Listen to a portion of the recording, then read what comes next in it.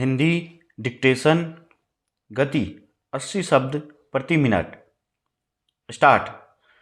प्रकृति को जीतने के प्रयास में मनुष्य ने अपने जीवन की आधारभूत बुनियाद को काफ़ी हद तक बिगाड़ दिया है।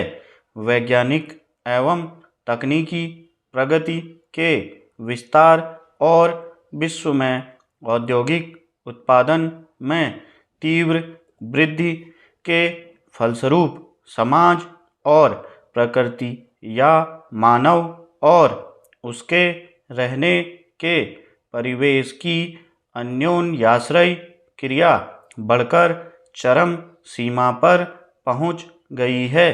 प्राकृतिक निधियों के निषेध होने और पर्यावरण प्रदूषण के कारण मानव जीवन का अस्तित्व ही खतरे में पड़ गया है।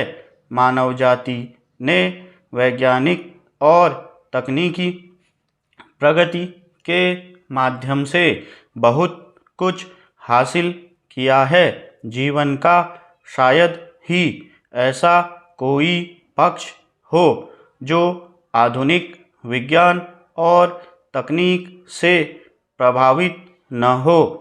आधुनिक विकास के जिस रास्ते पर दुनिया चल रही है वह वास्तव में विनाश का रास्ता साबित हो रहा है।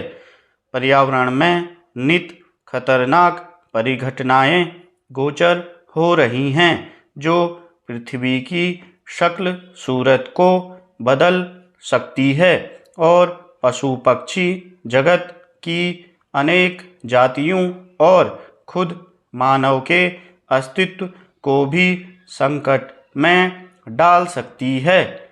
प्रतिवर्ष 60 लाख हेक्टेयर खेती योग्य भूमि बंजर में परिवर्तित हो जाती है। प्रतिवर्ष 110 लाख से अधिक हेक्टेयर वन उजाड़ दिए जाते हैं। खनिज ईंधन को जलाने के फलस्वरूप कार्बन डाइऑक्साइड वायुमंडल में उत्सर्जित होकर निरंतर समूचे विश्व के जलवायु परिवर्तन एवं ग्लोबल वार्मिंग पर्यावरण अवनयन से दुनिया के कई इलाकों में भयंकर तूफान, बारिश, बाढ़, भूकंप और प्रलय के नज़ारे दिख रहे हैं।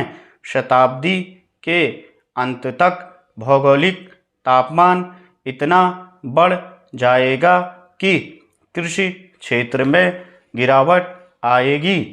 ध्रुवीय प्रदेशों के हिमखंड पिघलने के कारण समुद्रों का जल स्तर ऊंचा हो जाएगा और तटवर्ती नगर जलमग्न हो जाएंगे।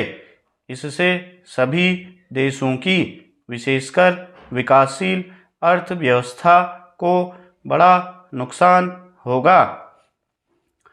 पिछले 500 वर्षों के दौरान मानव की गतिविधियों के चलते पृथ्वी पर उगने वाली वनस्पतियां और वन नष्ट होते जा रहे हैं।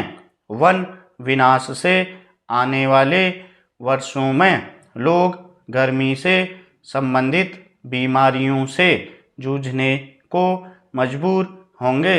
समुद्री तूफान, चक्रवात, बाढ़ और जंगल में आग लगने जैसे जलवायु परिवर्तन कारकों ने पश्चिमी संयुक्त राष्ट्र देशों में 80 लाख एकड़ से ज़्यादा जमीन को तबाह कर दिया।